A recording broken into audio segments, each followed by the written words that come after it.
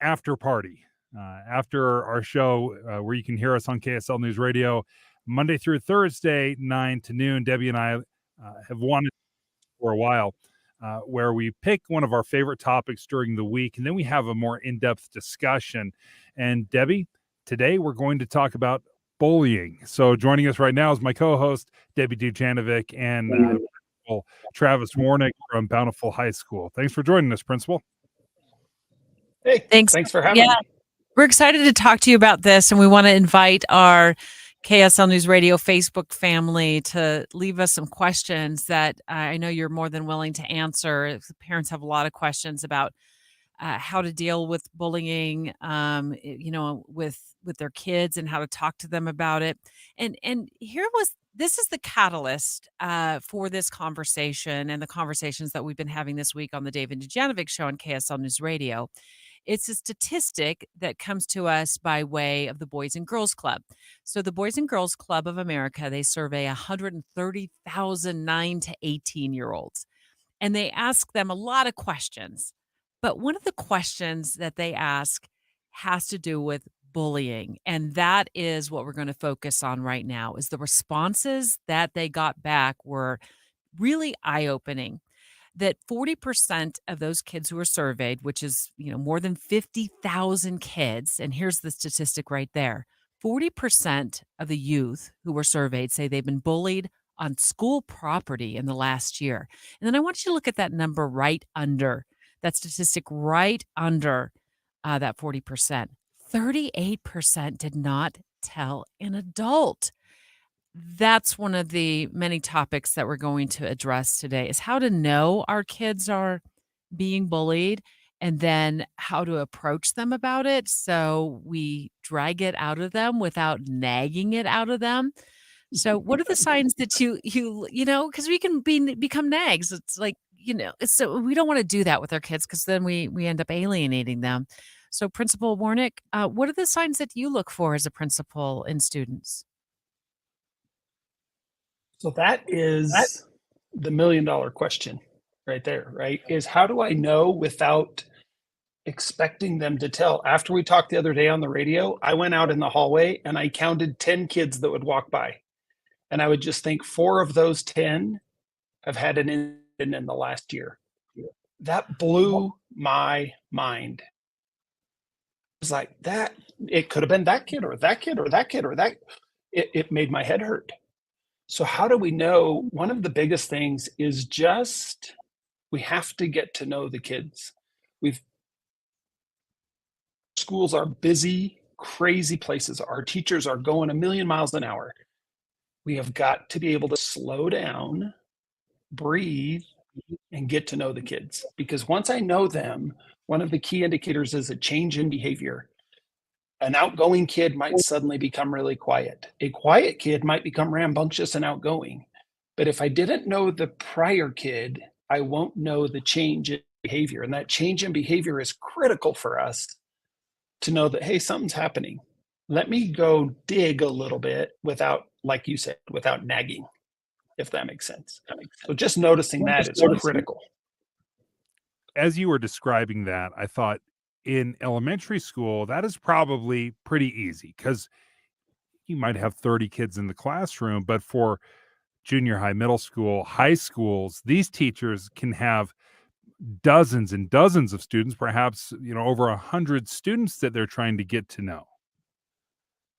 Yeah. So we have, and some have 200 students, and wow, that is hard. But if they have 200 kids and 40%, that means 80 of those kids have had an incident in the last year. We have got to be able to slow down and get to know them, right? And sometimes we get, and especially in high school, we get so excited that I teach chemistry, or I taught AP government for 10 years in Las Vegas. I was an AP government teacher, and I would forget as a high school teacher that I taught AP government to kids. slow down and don't forget that kid part. Get to know him. And it might be a 2-minute conversation today. Hey, how are you doing? We've got to be able to slow our roll, slow our Principal Warnick, I want to put up that graphic again that we're talking about right now, where 40% of kids in schools say they've been bullied. 40% of the kids surveyed say they've been bullied on school property in the last year. This is a nationwide survey by the Boys and Girls Club. They survey 130,000 kids. This is one of many questions they ask. And then it says, of those, 38% didn't tell an adult. As a high school principal, why do you think kids hide it from their teachers or their parents? Are they ashamed? Are they embarrassed? Are they fearful of retribution? Is there something else going on? Can I just say yes to all of the above? Teenagers are just trying to figure out life, and they're all figuring it out at the same time. And their prefrontal cortex in their brain is just a mess. And they just think that kid was mean to me, but that's normal. And a big part of addressing bullying is helping them understand that that's not normal. That behavior is not okay. This is what kind looks like. This is what being mean looks like. Being mean is not okay. And helping them rebuild that part of their brain, that it's okay to be treated with dignity and respect. And you have the right to expect that. So part of that addressing whole bullying thing is it's okay to expect to be treated kindly. And you have that right. It doesn't mean you're being whiny. It doesn't mean you're being a tattletale or a snitch. You just have enough self-respect to be treated the right way. And we have to create a culture at Bountiful High School that is okay to expect that. So how do you have that conversation with the kid that has been bullying? Because I wonder how many kids realize that they are bullying, or the person is taking it not as teasing, not as fun, not as playful, but they're taking it in the worst way possible, and where they feel bullied. So I actually had a conversation with a young man this morning that was messing around with his friends and went too far and crossed this line and this line and this line. And I just pulled him in and we sat down and said, hey, let's look at this. How did that happen? What were you thinking? Where were you going? And really trying to teach him, not just punish it out of him, because that doesn't work, but sit down and teach him. When you said this and this and this, that's where you crossed the line. And that's where we need to go back. And he was so receptive. Then you turn it to empathy. How would you feel if somebody said this and this and this about you? Oh, that would suck. Okay, then we've got to go back almost in time and rebuild that conversation. What would you do differently next time? And the kid I dealt with this morning was really receptive. If you frame it in, I'm trying to help you out in life. I'm not here to bust your chops, or like you said, Deb, nag. I want to help you out in life because you can't go through life being that guy. And he was really open to it. We're speaking with Bountiful High School Principal Travis Warnick right now. He's been so helpful to us this week at KSL News Radio as we talk about this survey that came out from the Boys and Girls Club that suggests that a huge number of kids are suffering in silence when they've been bullied. They don't say anything to their teacher. They don't say anything to the counselor, the principal. They don't even go home and tell their parents. And that breaks my heart. And I just want to speak from a personal experience and also invite our viewers on KSL News Radio here on the Facebook page or if you're watching us on YouTube, you can slide over to the Facebook page and leave us a comment or a question for the principal. Maybe you've had an experience with your child being bullied and you knew what was going on, but you didn't quite know how to ask the question, and you didn't know what to do in terms of approaching the principal or the counselor at the school. Leave us a comment. That's why we are doing these. We want to make sure that we're getting information, good information, usable, actionable information out to parents. In my experience, it was my oldest daughter, and it was a change in her behavior when it came to recess. I found out that she mentioned, like, she didn't like recess anymore, and this is way back when she was in elementary school, and she's crawling ever so slowly towards 30, but she reminds me of that now, that back in elementary school, she was bullied. Of course, did not say anything to us, her dad or me, and we didn't know anything was wrong until we figured out something was up with recess. And so I asked her, "What is it about recess that you don't like anymore?" And she said, "Well, I think she was in 3rd or 4th grade. She said, "I'm spending it in the bathroom, hiding from my bully because she was getting kicked in the stomach at recess." So it was physical bullying, and she was afraid Sure. to get, Sure. to get it hurt her. I mean, it hurt her, and she was also embarrassed and humiliated, and all things that go into the emotions of being the victim of a bully. Um, and and that started the conversation of, okay, now we have to go tell somebody at the school about it, and I'll go with you, but because we don't want this behavior to continue and to get another child hurt. And that's what really opened her up to the idea of reporting it, was protecting other kids. So if she's coming up on 30 and that happened in 3rd grade, that was Yeah, 22 years ago. right. And I can still hear the emotion in Mama Bear's Mhm. voice. Yeah, exactly. That It's is powerful. yeah. It's devastating, because I think there's no place you want your child to feel safer next to being at home or being with a family member than at school, because they are there for 7 or 8 hours a day, and as you said so eloquently, kids have the right to feel safe and not be bullied and not be victimized. Yeah. Yeah. But to start that conversation, it took recognizing that there was a change in her behavior and a change in her love for recess. Yeah. So a key part of that is her love for recess. In my experience, I spent 20 years in Las Vegas, the last 4 here in Davis. Bullying happens everywhere. It is not a Davis County or a Utah thing or even a Nevada thing. It happens and it's horrible. But you talked about recess. It happens so much more frequently in what we call unstructured time. In Mm, high schools, it's passing periods or recess or at lunch. So, as a parent, and I have 4 daughters, a really easy question for a parent to ask is start not nagging. Hey, how is recess? How is lunch? How's passing period? How's it going? Is it hard to get to your next class? And you will see a physical change if there's something wow. bullying happening. And just talk to them about that unstructured time. How's the bus? Oh, I Mm, hate the bus. Okay, that might be a place to start to dig. Does that make sense? So talk to them yes. about that time when things are chaotic because that's when it's going to happen. Yeah, like, Does when that even help? when they're walking home from school, maybe the walk home from Yep. school, even though it's a couple of blocks away, maybe it's not going so well because they've got, somebody blocking their route and harassing them every day. Yeah. Scott Bullying. Farkas from the Yeah, Christmas Story hanging out at the corner, right? Talk to them about those unstructured times and right. watch their face. And then if they're pulled and reserved about talking about it, I'm not saying that's when bullying is happening, but that might be the place you stretch your conversation a little bit more. There are so many different kinds of bullying: verbal, sexual, physical, racial.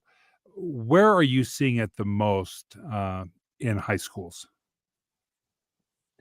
I see a lot of cyber, a lot of text threads where one kid goes too far and then everyone else piles on, or Mm, Snapchat, which is horrible because it auto deletes and that's really hard. You see a lot that at least starts at the cyber level and then it spreads like crabgrass. Then they see the kid in the hallway and they stretch it to here and then they do this. But it starts, we've given these kids a weapon.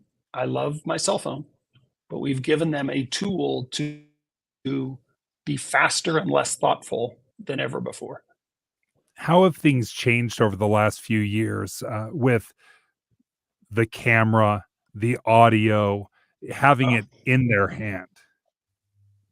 yeah, and the camera is also can be very helpful.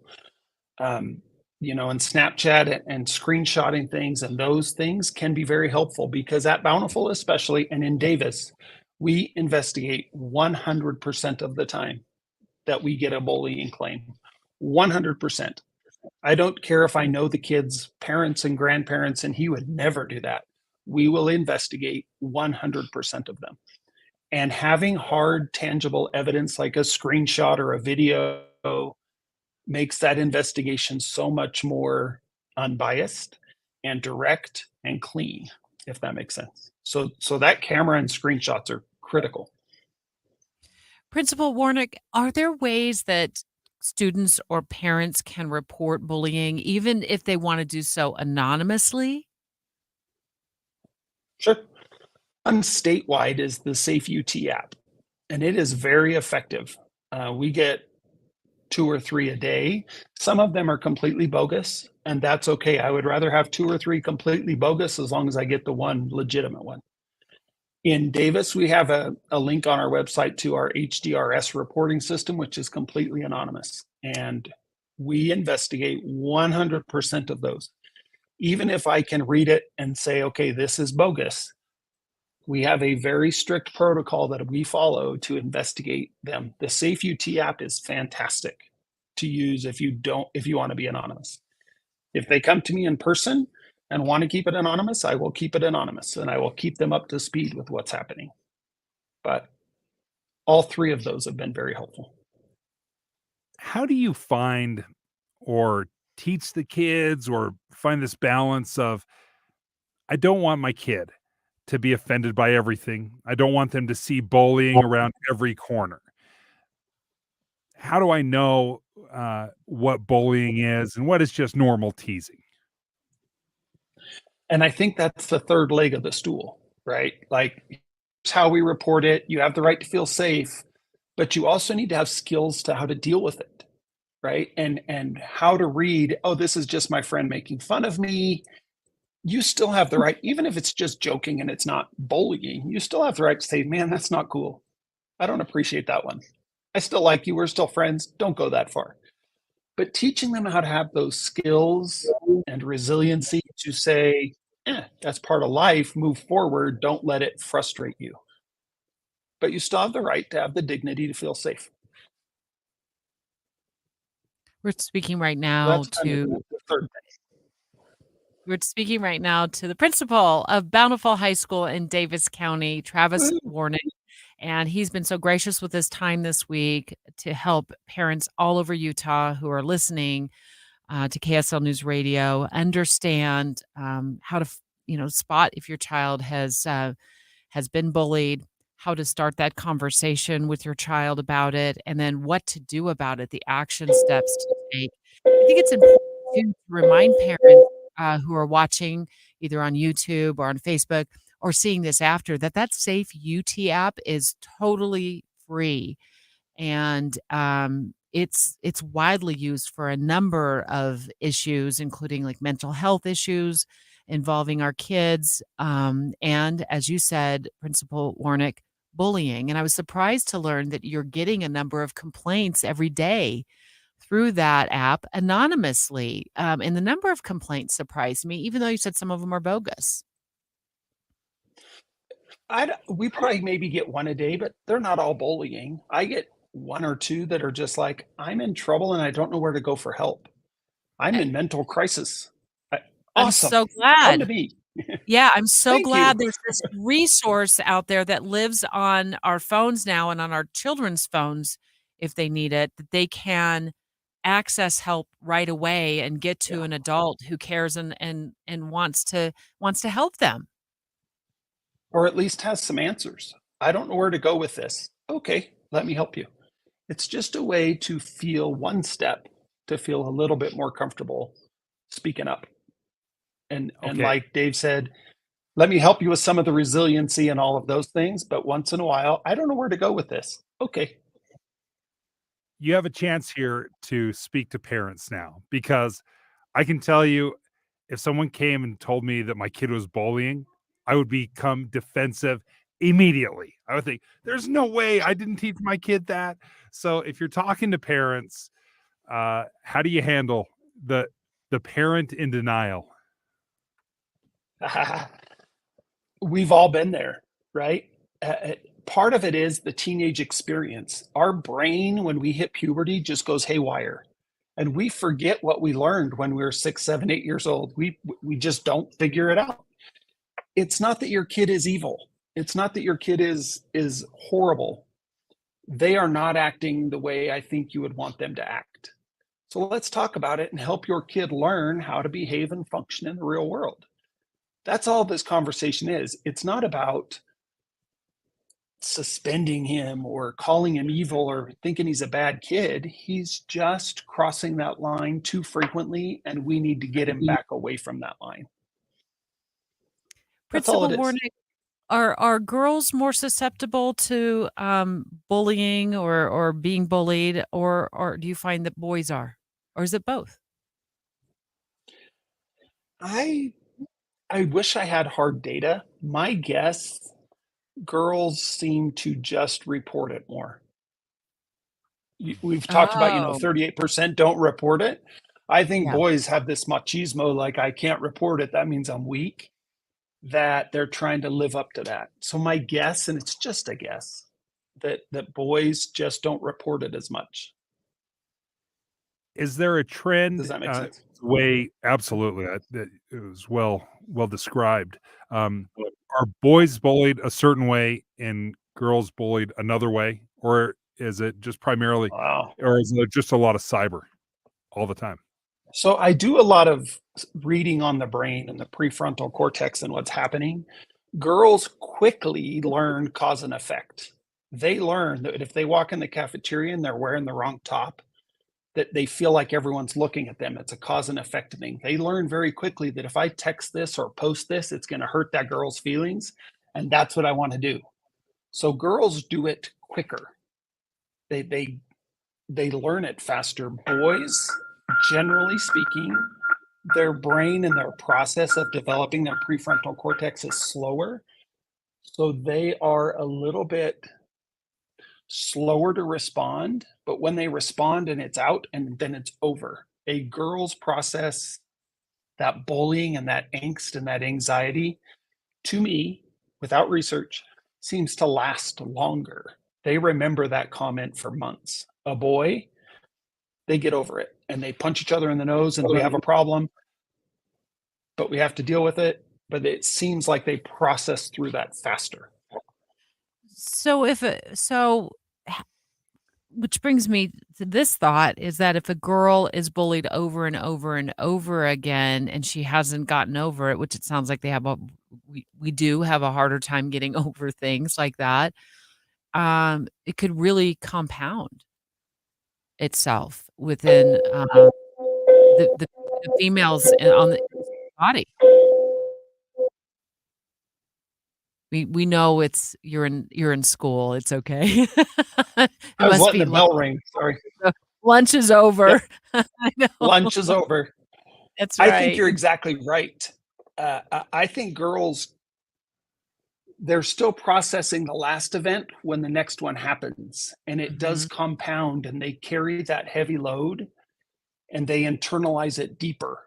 And we need to help them build that process of how to unpack that and lighten that load, or their anxiety goes through the roof. And boys seem to process it. And I know I'm stereotyping. It's not all boys and not all girls because everyone Sure. handles it Yeah. differently.